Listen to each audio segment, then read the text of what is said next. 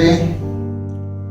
कल मैंने आप लोग से बात की थी, सॉफ्ट स्किल के साथ साथ हार्ड स्किल की भी ज़रूरत है और हार्ड स्किल के लिए मैंने कुछ टिप्स दिए थे और उसमें मैंने अपनी आइडियाज़ शेयर की थी। आज जो है मेरे से कुछ लोगों ने प्रश्न किया है कि जिनके एग्जिस्टिंग बिजनेस हैं उन लोग के कैसे क्या होना चाहिए। तो देखिए, एग्जिस्टिंग बिजनेस जो बड़े बड़े हाउसेस हैं वो तो मेरा भाषण सुनेंगे नहीं, तो मैं जो हूँ मीडियोकर जो बिजनेस वाले हैं मैं उनके बारे में कुछ शेयर करना चाहूँगा। और जो बड़े बड़े हाउसेस के जो एग्जीक्यूटिव्स हैं, जो बड़े बड़े हाउसेस चलाते हैं, उनके बारे में भी मैं शेयर करूँगा। तो मैं आपको बताता हूँ कि मैंने जो बिजनेस स्टार्ट किया था बिना किसी बैकग्राउंड के चालू किया था। मेरे को कोई सपोर्ट देने वाला नहीं था और मेरे पास कोई फाइनेंस भी नहीं था, लेकिन मेरे पास पता है क्या था? मेरे पास था एक कॉन्फिडेंस। दूसरी चीज है, हमारे बैंक मैनेजर ने मेरे को एक एडवाइस दी थी और वो एडवाइस मेरे बहुत काम आई। उसने हमको बताया था, क्या था कि मेरे को पहला लोन उसने 3 लाख रुपए का दिया था और उसी से मेरी बिजनेस की शुरुआत हुई। उसके पहले हमको जो है वो इंटरेस्टिंग एपिसोड है, अभी 2 दिन पहले हमारे ध्यान में आया कि एक कस्टम्स का कमिश्नर था, उसने मेरे को 50,000 का एक लोन दिया था। उससे मैं अपने इनिशियल स्टार्ट कर सका था। उसके बारे में आपको और किसी दिन सुनाऊंगा। तो बैंक मैनेजर ने मेरे को क्या कहा था कि Rawat, everybody around you should have full confidence in you. बड़ा छोटा सा सेंटेंस था। फिर everybody means your buyers, your suppliers, your family members, your staffs, your petty staffs, even your sweeper, everybody around you should have confidence in you. तुम्हारे words के ऊपर उसका confidence होना चाहिए। उसको ये कॉन्फिडेंस होना चाहिए कि ये जो बोलता है सच बोलता है और जो बोलता है वो करता है और इसका कमिटमेंट पक्का है। अगर इसने 6 बजे कहा है तो उसका मतलब 6 बजे होता है। इस तरीके से तुम्हारे हर जगह तुम्हारा पक्का, सब कोई को कॉन्फिडेंस हो। तो ये टिप मेरे बहुत काम में आई। कहीं भी मेरा किसी के संग भी अपॉइंटमेंट होता था तो देर होना नहीं, मैं 5 मिनट पहले पहुंचता था। ट्रैफिक है तो उसका कैलकुलेशन करके 10 मिनट पहले भी पहुंच जाऊं, लेकिन क्योंकि मेरे को पता था कि किसी भी इस स्थिति में अगर समय के पहले मैं पहुंचता हूं तो मेरा एक अपर हैंड हो जाता है। ये सब थ्योरी के बारे में मैं बाद में बात करूंगा आपसे। तो ये सबसे पहली चीज है कि everybody should have confidence around you. और मैंने जो सीखा मेरे पिताजी से, उसमें उन्होंने मेरे को 2 चीजें बताई। एक उन्होंने बताया कि अगर तुमको किसी को पैसा देना है, मान लीजिए एक सप्लायर है मेरा, उसको मेरे को पैसा देना है, तो उसको मैं पैसा कई तरीके से दे सकता हूँ। जैसे एक सप्लायर है, उसने मेरे को मान लीजिए ये सप्लाई किया और वो मेरे से पेमेंट लेने आता है, तो मैं उससे बोलता हूँ, क्या यार तुमने पैकिंग गलत किया, ये माल ठीक नहीं आया, तुमने देरी से दिया, और उसको 2-4 खरी खोटी सुना करके बोलता हूँ ठीक है जाओ तुम बाद में आना, और उसको 2-3 दफ़े घुमा करके पेमेंट करता हूँ या कुछ काट देता हूँ। दूसरा है कि उसने सप्लाई किया, उसका वही डिफेक्ट था, तो दूसरा उसको कहा कि अरे यार तुम्हारे माल में तो ये डिफेक्ट था, तो ठीक हम तुमको पैसा तो दे रहे हैं लेकिन इसका क्या करोगे? तो अपने आप बोलेगा सर मैं आपको अगली बार 5% डिस्काउंट दे दूंगा या 10%, जैसा भी सौदा हो। तीसरा है कि वो तुम्हारे पास पेमेंट के लिए आता है, तुम उसको तुरंत पेमेंट दे देते हो और फिर उससे बोलते हो कि ये तुम्हारा ये गलत था। और चौथा केस है कि तुम उसके घर में चेक भिजवा देते हो और चेक भिजवा करके उसको उसमें लिख देते हो कि भाई मेरे से बात करना। जब वो तुमसे बात करता तो तुम उसको बताते हो इस सामान में ये डिफेक्ट था। तो पिताजी ने बताया कि ये चारों केस में, पहले केस में क्या होगा, पहले केस में आपके 100 रुपए की वैल्यू हो गई 90 रुपए। दूसरे केस में क्या हुआ, आपके 100 रुपए की वैल्यू रही 100 रुपए। तीसरे केस में आपके 100 रुपए की वैल्यू हो गई 105। चौथे केस में 100 रुपए की वैल्यू हो गई 110। यानी कि आपकी डीलिंग की वजह से आपका सप्लायर आपको जो वैल्यू देगा फ्यूचर में आने वाले दिनों में, चौथा सप्लायर आपको 110 रुपए की वैल्यू देगा। वो कैसे देगा, वो सिर्फ आपको दाम कम नहीं करके देगा। कई दफ़े ऐसा आएगा जब सीजन के समय में इस माल की शॉर्टेज है, वो आपको पहले माल देगा, दूसरे लोग को नहीं देगा।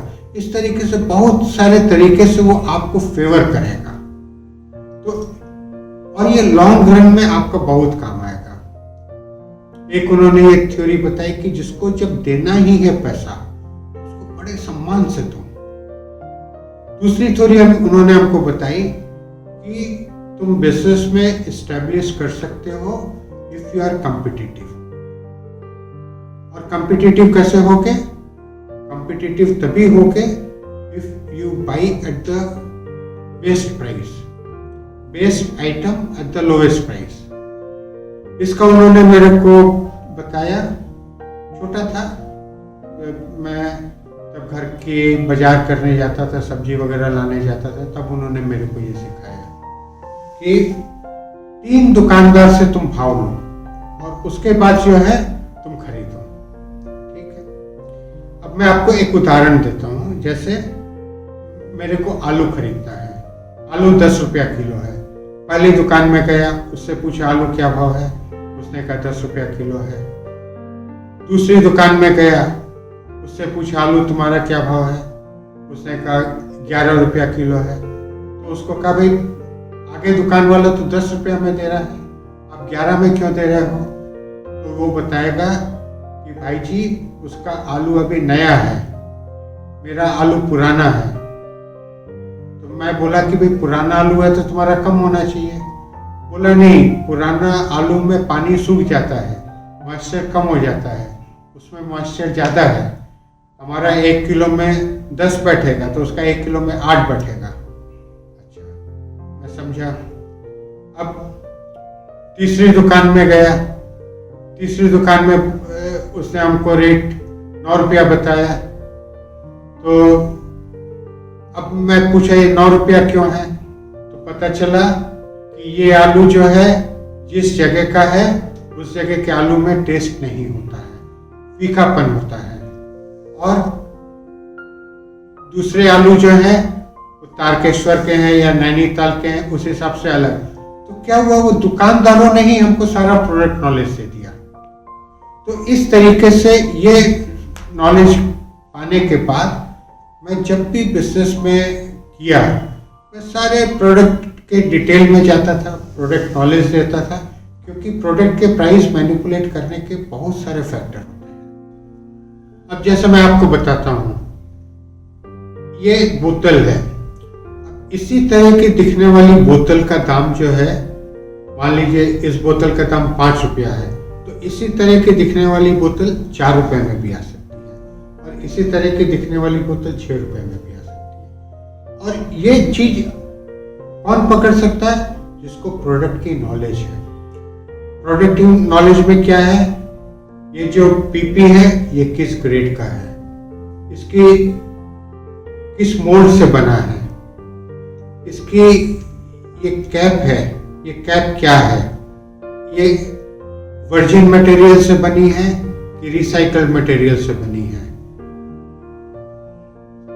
इसकी थिकनेस क्या है, इसका वेट क्या है। फिर ये लेबल क्या है, ये कितने कलर की प्रिंटिंग है, ये प्रिंटिंग लेमिनेटेड है कि नहीं है। इसी तरीके से ये बॉटल है, इसकी क्या वॉल थिकनेस है, इसकी क्या क्लैरिटी है, सब चीज़ के ऊपर प्राइस डिफरेंस करेगा। क्लैरिटी हम इसकी और ज़्यादा करने जाएंगे, प्राइस थोड़ा सा बढ़ जाएगा। कम क्लैरिटी होने से चलेगा, प्राइस थोड़ा सा कम हो जाएगा। लेबल में हम जो है कौन सा पेपर यूज़ कर रहे हैं उसके हिसाब से लेबल का दाम चेंज हो जाएगा। ये जो है ऑटोमेटिक मशीन की है तो प्राइस थोड़ा सा ज़्यादा हो जाएगा। तो इस तरीके से हमको जब हम 3-4 जगह देख करके माल खरीदते हैं तो अपने आप जो है वो सप्लायर हमको पूरी प्रोडक्ट नॉलेज दे देता है। क्योंकि मैं तो ए बी सी का कंपेयर करूंगा तो ए हमको बताने की कोशिश करता है he is better than B, B हमको बताने की कोशिश करता है he is better than A. तो बी क्या करता है, वो ए के डिफेक्ट्स बता देता है मेरे को, और ए क्या करता है मेरे को बी के डिफेक्ट्स बता देता है। और इस तरीके से जो है मैं फिर उनसे प्राइस कंपेयर करता हूँ कि भाई हमको ये बोतल तो 5 में मिलती है, आप हमको 5.5 में क्यों दे रहे हैं।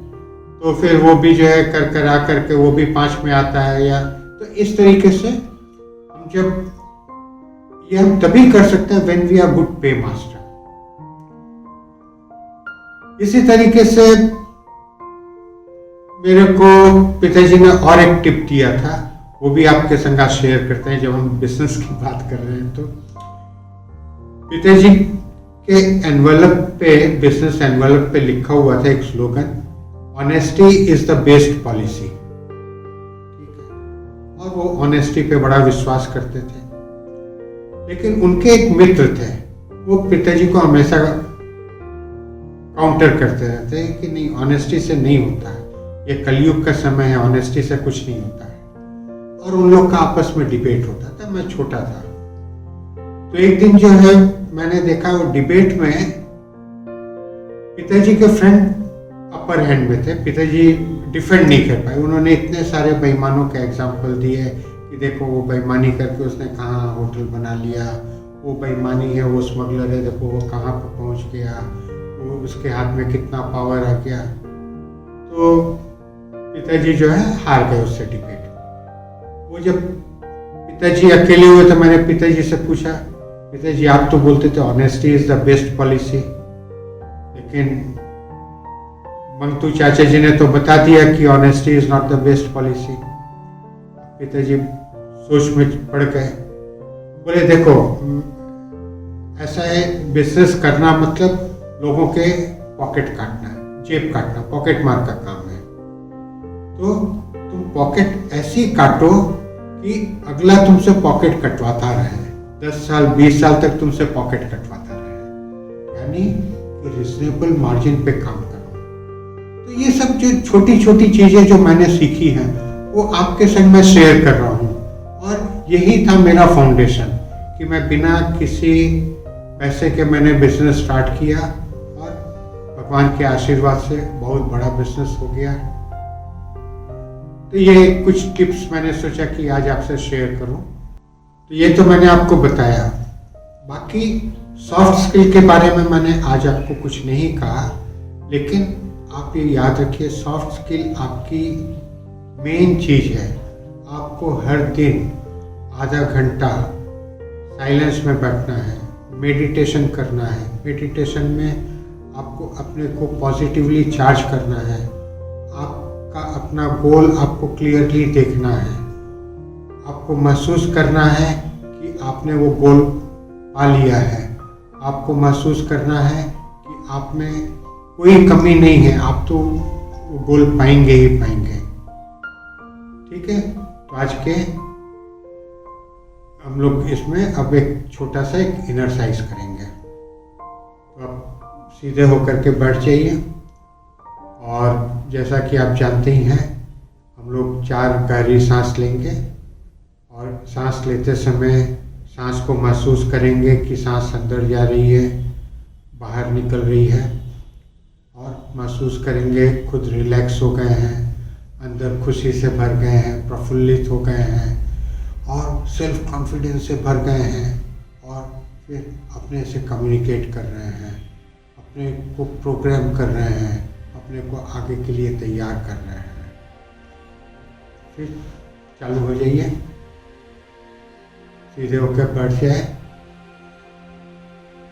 आंखें हल्के से बंद कर लें, गहरी सांस लें, सांस के ऊपर ध्यान केंद्रित करें, महसूस करिए सिर से लेकर पैर तक रिलैक्स हो गई है बॉडी।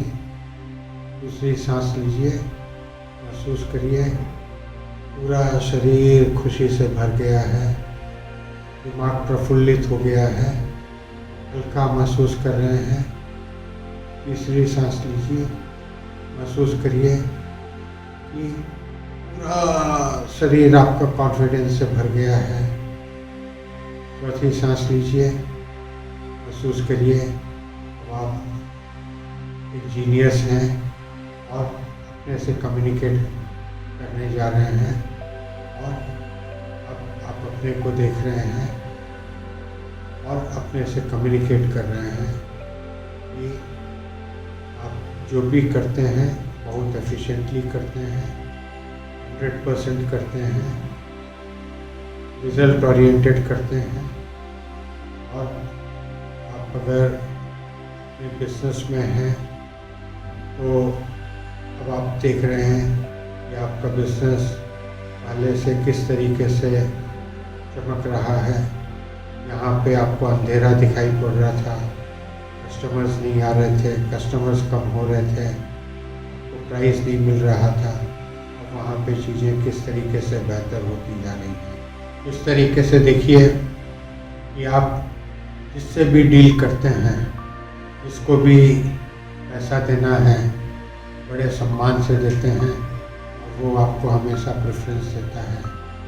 किसी से कुछ भी खरीदना है तो आप 3 जगह देख करके खरीदते हैं और रिजनेबल प्राइस में अच्छी से अच्छी चीज़ें खरीदते हैं। आप बहुत एफिशिएंट हैं, बुद्धिमान हैं, सब आपको बहुत पसंद करते हैं।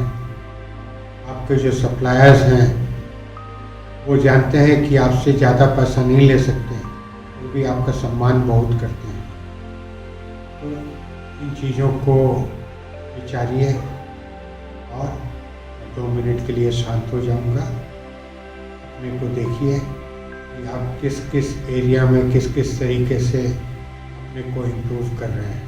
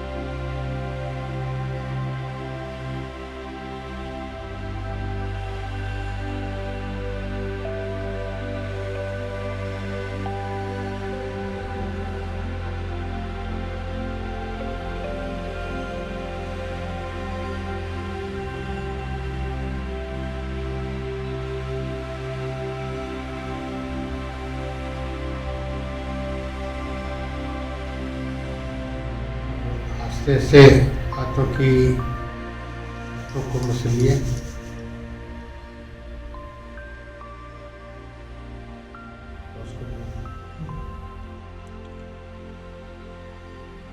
आप ऐसे से हथेलियों को रगड़िए,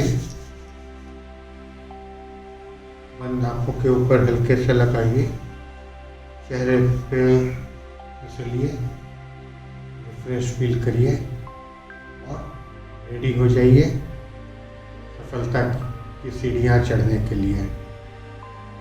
और अपना कमेंट्स YouTube पे जरूर दें। नमस्ते। सफल जीवन